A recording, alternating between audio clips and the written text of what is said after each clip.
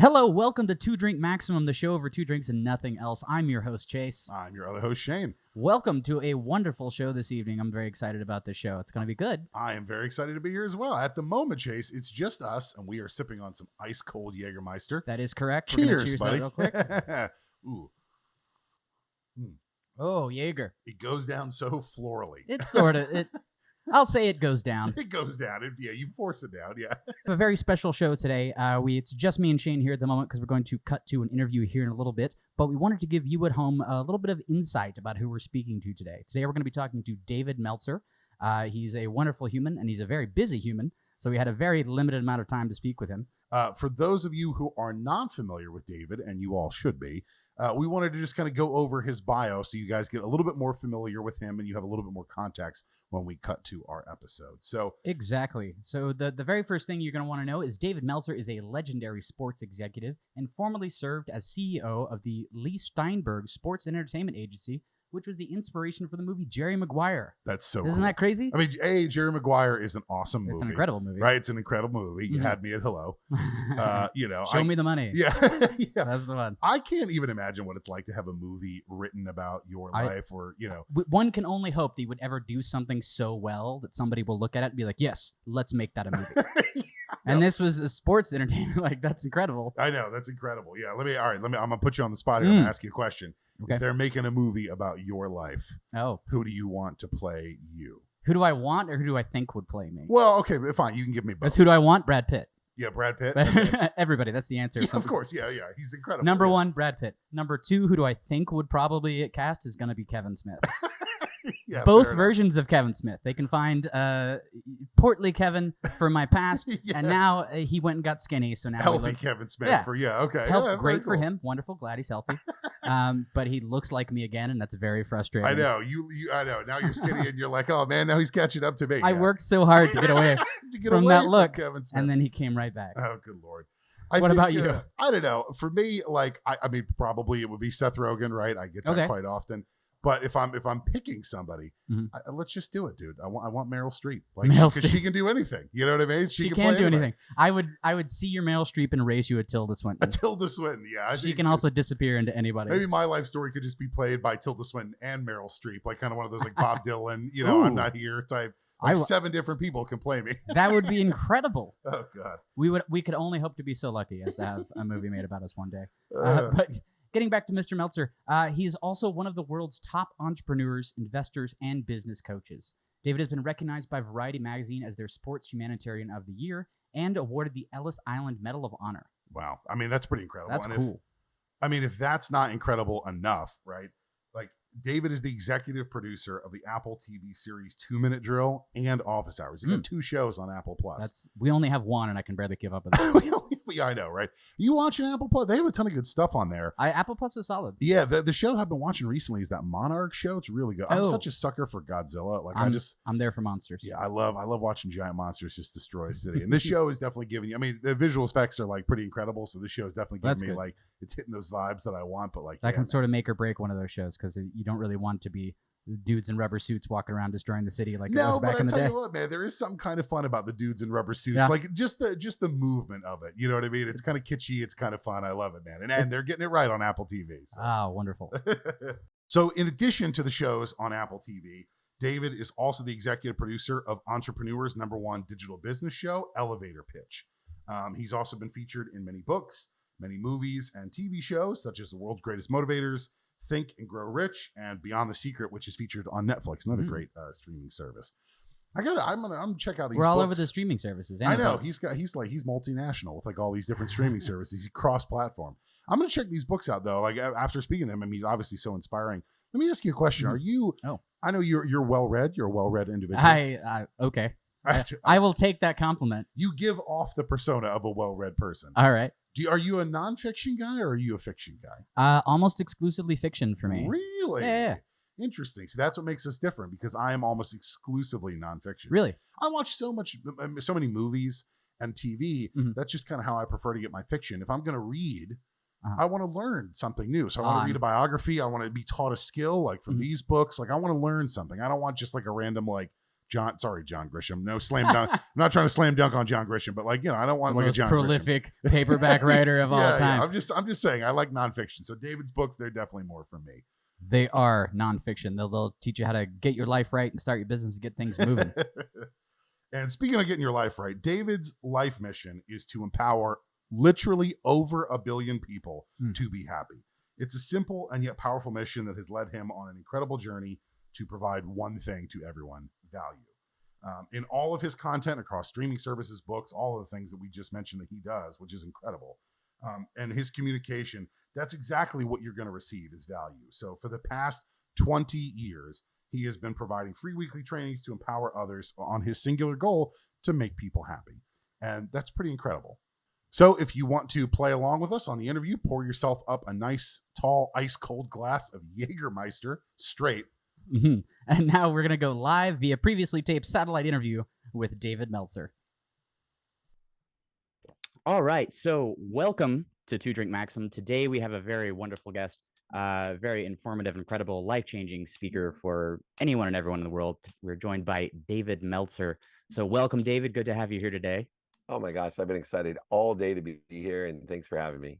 Yeah, thank you. We're very excited to have you on the show, so thanks for making the time for us. And so since this is Two Drink Maximum, the very first question we have for you this evening is, what are you drinking and why? Yeah, so I am drinking Jagermeister, ice cold, by the way, the only way to have it, although I've had it every way. And the reason I'm drinking it is absolutely my favorite drink because it actually works with my system the best. It's an upper, it is a digestive, it might as well be a health drink to me. Forget kombucha, Jagermeister beats it. It's the herbs and spices of success. Jaeger as a health drink is probably the first time I've ever heard it described that way. I think you should reach out to their marketing team. I feel like they've got a marketing opportunity there for sure. I mean, the bottle's already green. They're partially there. There we go. Well, cheers. We'll take a sip real quick. Please. All right. Well, thank you. Man. Well, thanks, David. So one of the first questions that we have for you is, I mean, you dispense so much valuable advice that one of the questions that we wanted to ask was, what is one of the few skills that you could recommend that literally every single person practice in their everyday life to make their lives better and to achieve the goals that they want to achieve? Same, thank you. Takes 0.1 seconds, it's free, and it's guaranteed to change your life. If you study physics, quantum physics, metaphysics, if you do research on every religious, philosophical, theoretical leader in the world, thought leader in the world, they all agree that gratitude has the most impact of anything. And the irony is, it's simple to do. It's free, it takes 0.1 seconds, but the lesson to learn is the simple things to do are unfortunately simple not to do. Yeah, absolutely. Do you find that generally happens with, I feel like you become more filled with gratitude as you get a little bit older, right? When you're young, you're so leaning forward into everything and not looking back. And then as you get older, you realize that there's so much wonderful stuff around you and it's easier to be filled with gratitude. You know, it's so interesting because early on, I think it's force fed to us. One of the first things you're taught by your grandparents, your parents, your aunts, your uncles is to say thank you. And then you go through a period of revelation of, more self-centered, maybe covert narcissism of I can do it myself. And I want to show everyone I can do myself. And you haven't really lived in radical humility that you don't know what you don't know. So I think parallel to age, with everyone saying, I knew everything in my 20s, less in my 30s, and nothing in my 40s, or however it goes. I think gratitude's the same way. Combined with humility comes the fact that I am looking for light, love, and lessons in everything because I don't know what I don't know. Wow. Yeah. Very insightful. Yeah, that's wonderful. You speak a lot about the light, love, and lessons statement. So what do you recall as the most recent moment where you felt most grateful? Today. But I have to say, I try to be on that trajectory every day to feel more and more grateful. But, it's amazing how blessed I am. I start every day by realizing how many options, opportunities, and touches of favor I have. And instead of creating anxiety or procrastinating or feeling overwhelmed, I actually remind myself that I live in a world of more than enough. And I'm grateful for the future. That's what they define as faith. And the future that I'm grateful for is unlimited. It's infinite. And where people get confused, I think, is that the future, it distributes in a disproportionate manner, meaning that those people that live in a world of not enough, it distributes not enough. Those who live in a world of just enough, it distributes just enough. And if I can remind myself that I'm blessed with more than enough, it'll distribute more than enough to me each day. And so that gratitude of the future is most important. And that's why I feel more and more grateful every day and how blessed I am. Oh, that's wonderful. Yeah, So, absolutely. thinking on gratitude and the future and how the distributes opportunity, I believe is the word that you chose. You work with a lot of entrepreneurs in your mission. You try and amplify a lot of their voices. From what you've learned, what makes someone a good entrepreneur or a business successful? For me, the number one quality in an entrepreneur is also the number one quality of all the people who are at the highest level of their industries, careers, and jobs, especially athletes, entertainers, billionaires, millionaires, and entrepreneurs. And it's a desire that you must be what you can be. And it's those entrepreneurs that have a desire that they must be what they can be, that don't quit, and that they outlast all the rejection, shortages, voids, obstacles, fears that are involved in building a business. And eventually, every business succeeds. It may not have the same entity name, it may not have the same product, solution, or service, but it may have the same entrepreneur that continued to expand through its lessons into some successful venture. So I don't believe in starts and ends just because an entity may fail.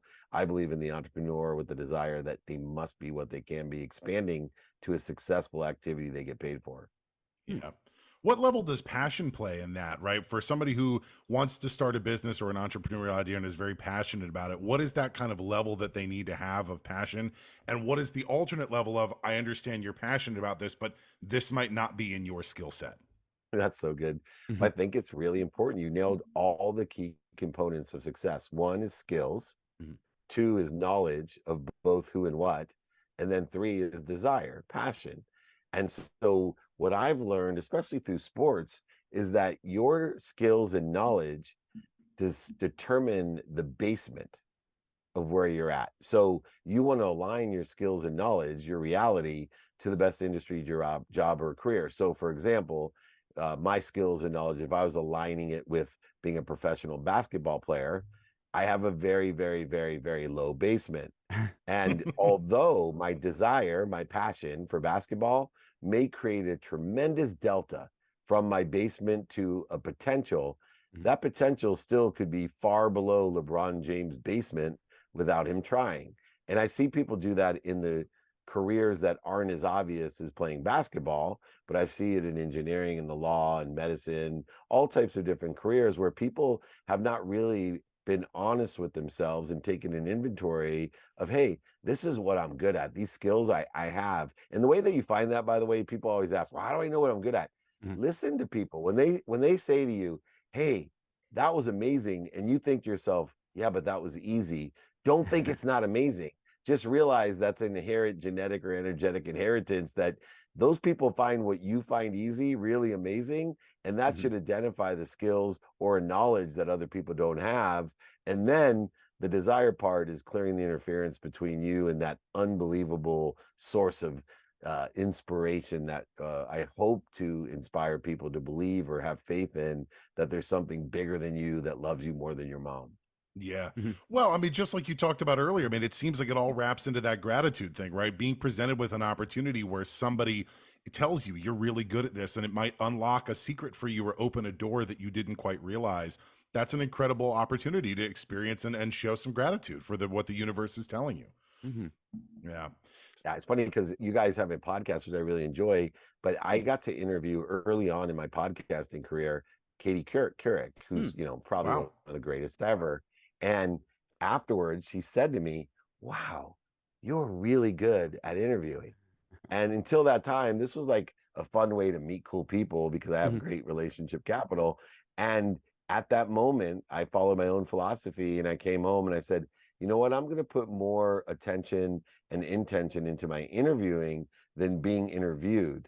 And my Mhm. wife's like, well, why would you do that? You have so many requests of people who want to hear and learn from you. I said, because Katie Couric just told me I'm really good at that. And that's like Michael Jordan telling you you're Yeah. really good at basketball. You may want to listen. Yeah. And so those are, putting it into practice. That actually happened to me. And here, thousands of interviews later on both sides, I credit Katie Couric for giving me the courage and inspiration. That's awesome. Special thank you to Katie Couric for that. Yeah, shout out to her. And that's so unique too. You don't hear a ton of people who would much rather be the interviewer than the interviewee. So that's certainly a unique skill that you learned about yourself for sure. Channeling your passions and kind of, I think when people listen to you, they are so riled up, they are so inspired to start taking action to becoming better versions of themselves and accomplishing the goals that they want to accomplish. But of course, a lot of this stuff, a lot of opportunity boils down to a moment of opportunity. And one of the common things that you hear in these moments, they call it like an elevator pitch, where you're, presented with an opportunity with someone like yourself or someone who has the ability to open doors. And you have to figure out how to, shrink this pitch down to a small enough bite-sized thing. For anybody who is looking to expand or their opportunities or to meet somebody like you, what is your advice for honing that elevator pitch for someone? Yeah, focus in on 5 things. Number 1, the one that's most overlooked is called credibility. And it's so funny because if you realize when you're 100% credible, which is impossible, but if you were, you literally could tell anyone to do anything and they would say yes. If you had 100% credibility, I could tell you guys, hey, wire me $1 million, I'll wire you $2 million a year from now. And without paperwork, you would do it. It's like a deal. Yeah, a deal, right? It's credit. So I always say go through, and when you're articulating the quantitative value of your pitch, make sure you're credible, because the minute you get caught overselling, back-end selling, lying, manipulating, cheating, they start looking for things that are discrediting you instead of building more credibility by being honest and vulnerable and truthful. 2, remember, people buy on emotion for logical reasons. So make sure you find out what they like and what they don't like and tell them that you're going to give them more of what they like and take away more of what they don't like. That's common value. It's really how people buy. 3, practice quantifying and articulating the quantification of the reasons you think they should do what you're asking them to do. 4, impact. Today, this wasn't as a big of a deal as it is today. I believe in a pitch, the more you can show how it impacts the environment, others, goodness, kindness, something of a higher vibration or frequency, the greater statistical success you'll have in sharing your vision or doing a pitch. And then last but not least, the biggest misnomer in pitching is that people try to do feature and benefit dumps. They make invisible assumptions that they think they know what you like and what you don't like. So they dump everything the thing does onto you, praying that there's more of what you like and less of what you don't like. Instead, use your capabilities of your product, service, solution, or your brand in order to facilitate as an arsenal the correct capability that's aligned with understanding what you like and what you don't like. And so I have an open-ended question template that basically says, hey man, what are you doing today pertaining to solar, for example? What do you like? What don't you like? And then the transition statement is, would it help you if? And so I'm allowing the people to collaborate and coordinate their own ideas with mine, co-create with me, and keep on saying, hey, would it help you if I did this? Would it help you? Then I can finish the close by, hey, from what you told me, can you see any reason you won't want to move forward? And statistically, I've been training millions of people around the world now in the open-ended question template in order to facilitate the credibility, emotional attachment, reasons, impacts, and how to utilize capability to infuse value. That's amazing. I'm astounded at the like scientific breakdown you have for all of that. That's kind of incredible. Like that is a true like map forward on how to build things out and find value for people. So yeah, you absolutely have this incredible skill of taking what seems like an impossible journey and building a roadmap for it, right? So it seems less scary and it actually seems doable, It's incredible. It's funny how people try to, eat the whole elephant. And so because I'm old, because I have a lot of experience, unique experience, and because I'm a student, and let me explain what that is, because I wasn't a great student when I was in college or law school or business school, but I became a great student because I started defining this idea. A student is more interested than interesting, and a student pays attention to what they want to learn, but also they give 5 levels of intention. So they look at what they're learning and they say, what would I do with this? What should I say with this? What should I think about it, feel about it, and believe about it in a trajectory of what I'm trying to get out of it or an objective that I'm trying to reach or better? And when we utilize attention plus intention, it equals the coincidences, karma, luck in our life. I call it actually the mathematical equation of luck. Attention plus intention equals a coincidence. That's incredible. Wonderful. No, in thinking about eating the entire elephant, I have a question for you. one of your missions is to empower 1 billion people to happiness. That's a statement that you've Thank made you. on several of your things. My question is, why did you choose 1 billion? Why such an incredibly massive number? I actually chose over 1 billion, so don't limit me, Chase. Forgive me, And the forgive reason me. yeah, the reason I chose it, I figured out different methodologies, as you guys have mentioned, to do three things: make a lot of money, live in abundance, help a lot of people, and have a lot of fun. Because I've never met anyone that makes a lot of money, helps a lot of people, and has fun doing it that isn't happy. And so I wanted to figure out, how could I change the world? Prove to people that you never can overachieve your own self-image. And I wanted to have Elon Musk type of image of impacting the entire world with the three things that I think could mean and impact the world the most. This idea of making money, helping people, and having fun. And so what I did is I thought, one particle of light can kill out 1 million particles of darkness. If I could create a collective consciousness of over 1 billion people, of let's say the 8 billion people that exist, that it would overcome the other seven darkness that's out there: the anxiety, fear, the sadness, the cause and purpose of suicide, which is the fastest growing cause of death in almost every demographic. And so I said to myself, how can I get there? Well, that's why I write books, speak, coach, go on so many interviews, have TV shows, movies. Everything is to provide content for free in order to effectuate how to do this. And I figured, if I could empower 1,000 people like Shane and Chase to empower 1,000 people to empower 1,000, I can get to 1 billion. 1,000 times 1,000 is 1 million. 1 million times 1,000 is 1 billion. And until I got the math right, I did not dare to tell my wife that, the dude that lost everything, over $100 million. We had moving vans outside, sheriffs. I lost my mom's house, which was the only reason I wanted to be rich. And I wasn't about to say, hey, guess what? We made it all back. And now I'm going to change the world and empower over 1 billion people, without actually proving to her mathematically how I was going to get it done. That's incredible. Well, you know what? Hey, talk about, you've got math equations for everything. So I'm fairly confident that your math is going to work out for sure. Well, I mean, I even have it for yeah. And the Jager can help too, right? That can also make 1 billion people happy if they just give it a try. So one of the questions I wanted to ask you is, in your personal history, you've mentioned that you lost a brother to AIDS. And I just wanted to ask how that changed your outlook on life, and how you think how proud your brother would be to see your mission that you've moved forward to, bringing all this inspiration to people, on a daily basis. Well, my brother's the one that taught me at 18. He was a doctor. He taught me at 18 when I was pre-med, and I visited him, and I definitely just learned that I wasn't going to be a professional football player. I went to visit him in the hospital, and I was pre-med. And the first thing I said to him, I'm like, man, I hate hospitals. And he almost fell over. He goes, what did you say? I said, I hate hospitals. He goes, you're in pre-med. You're going to be a doctor. Why would you, if you hate hospitals, want to be a doctor? I'm like, I want to be a sports doctor. I want to be on the field and sidelines around professional athletes. I'm not going to be in a hospital. He literally is like, you're an idiot. Can I give you a piece of advice? I was 18, right? I go, sure. He goes, be more interested than interesting. And that is something I close almost every interview with, every speech I give. It changes that mathematical equation of luck. And I remember when my brother passed was one of those moments, seasons in my life, where my basement had a basement. And I had lost my $1,400 a week internship. The economy was balling out. Nobody was getting jobs. I lost my brother. My parents were my stepdad and my mom were getting a divorce over all the stress of what was going on. And so I came home for the funeral, and I told my mom I was quitting law school.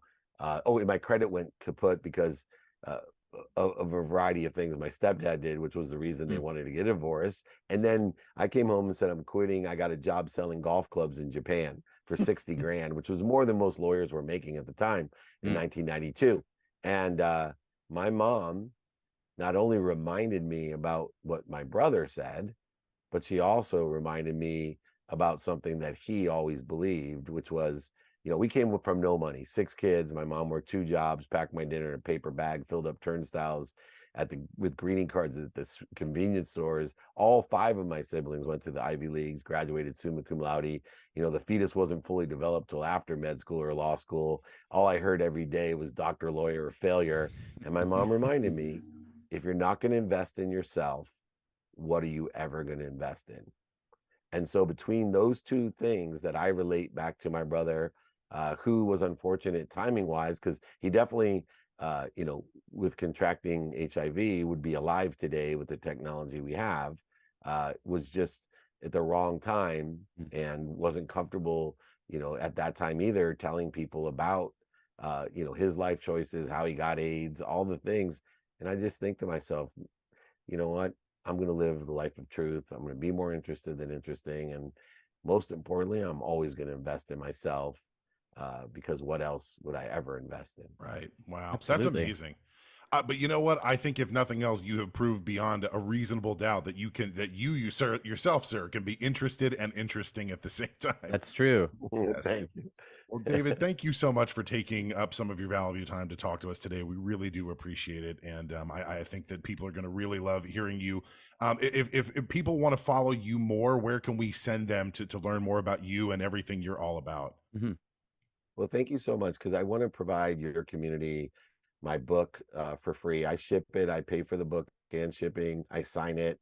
Email me is the best way to get in contact with me. David@dmeltzer.com. My first name, David, @dmeltzer.com. I do free Friday trainings, ask me anything, meetups, VIP dinners. My goal is to provide and to build a community of people who want to help each other and know people that can help each other. I want to tell you, if we can build this community together, that there is an added benefit to having this community. For a lifetime, you'll have people that will buy from you and sell for you, and nothing will amplify your mission more than people that are buying from you and selling for you for a lifetime. So be kind, guys, do good deeds, and I promise you, you'll make more money, help more people, and have more fun. Let's all have a shot to Jager before we leave. Let's do it. Absolutely true. Thank you so much, David. Absolutely.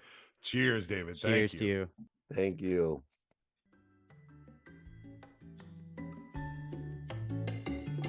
You know, Chase and I might be new to the podcast game, but we do know enough that the best podcast should be recorded in an environment that really kind of spurs your creativity. And we're lucky enough to record our podcast in the Muse Rooms, which is a creative co-working shared space that we are proud to have as a sponsor, and we could not be more excited. Yeah, you can check out the Muse Rooms online to learn more about their services and the spaces they have here. Lots of really great stuff. That is themuserooms.com. That's MUSE for Muse. You can also check them out on Instagram @themuserooms. But have a look at it. There's tons of great amenities. It's a really wonderful environment, like you said, and it just goes a long way in making our show amazing. Agreed. We couldn't be happier, and we think you might be too. So please check out the Muse Rooms, and we will see you there. Yeah, and now for part 2.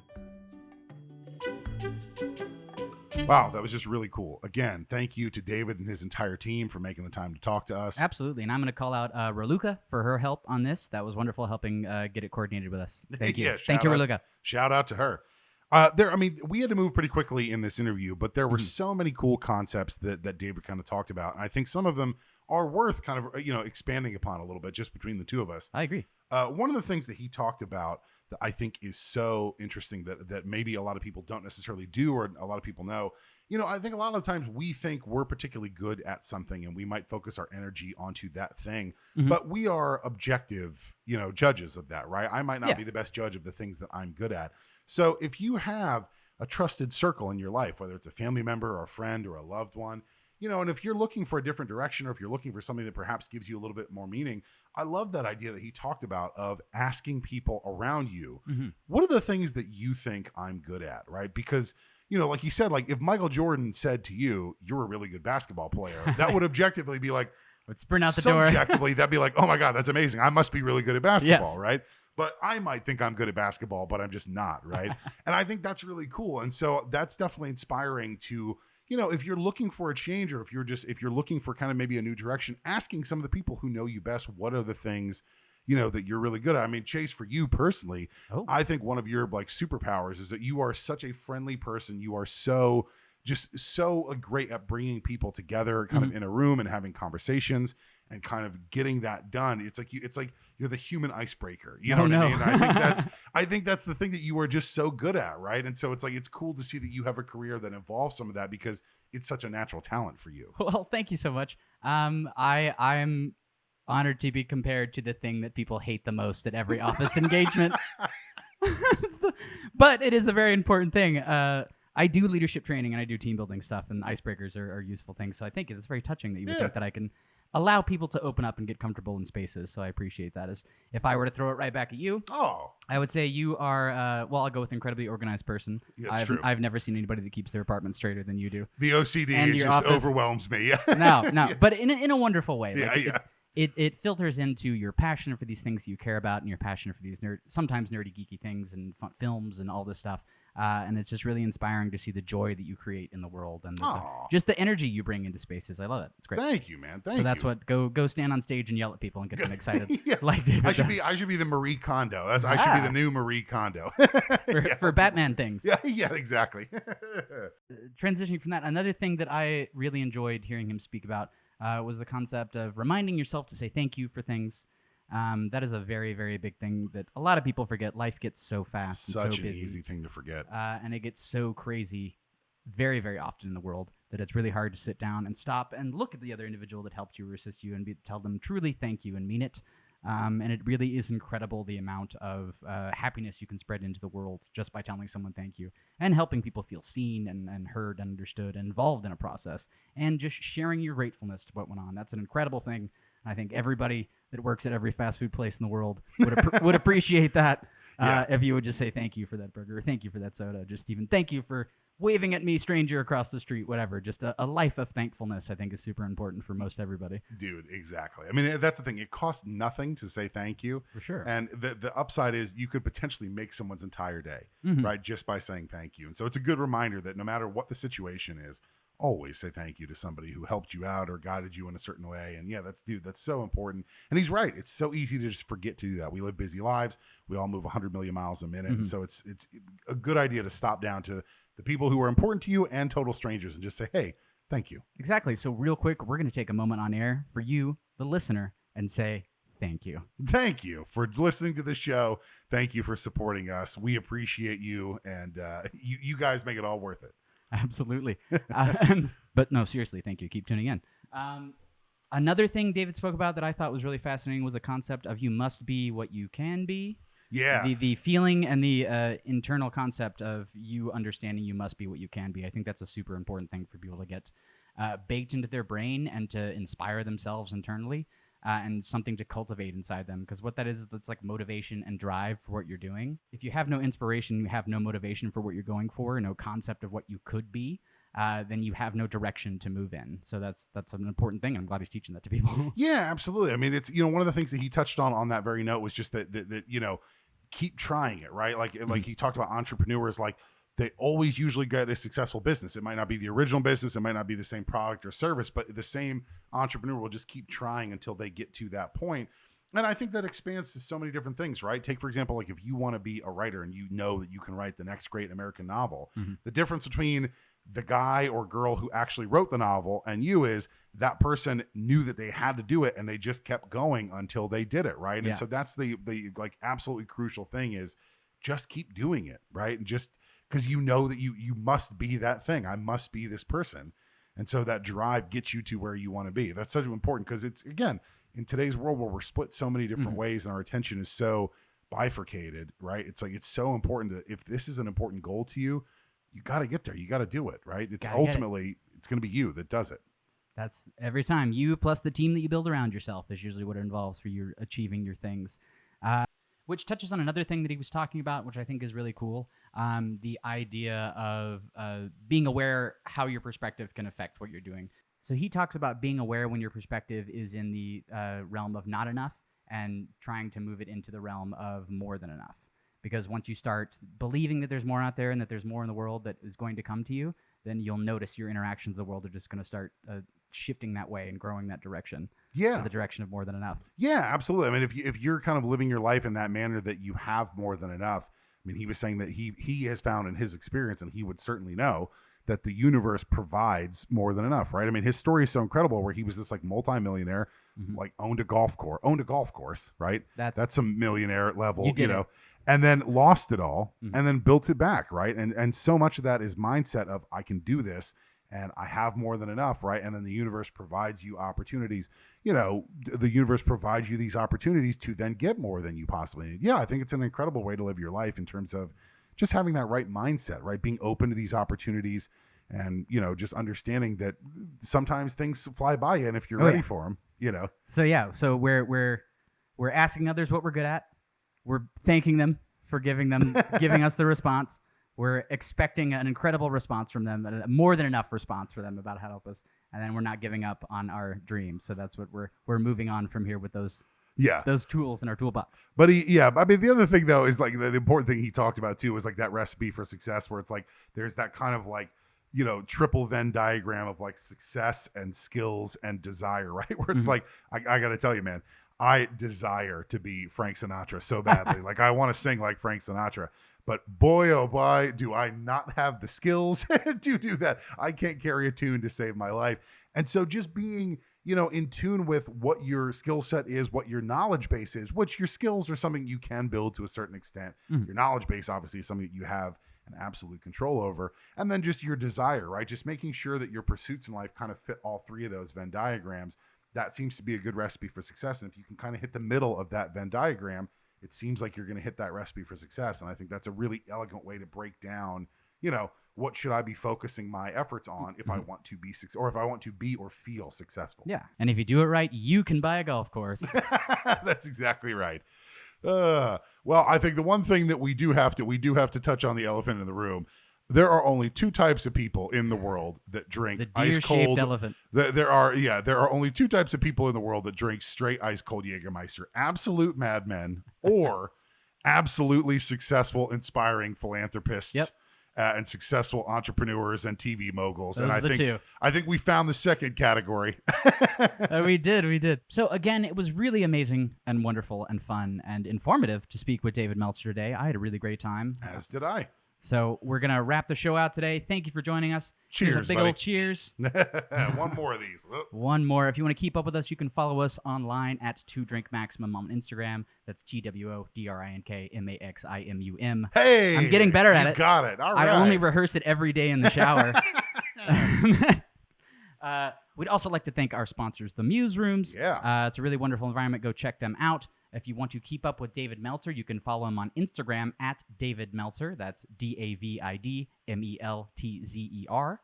You can also follow him on his website at dmeltzer.com, DMELTZER.com. So thank you so much for joining us. Thank you. Cheers. We will see you next time.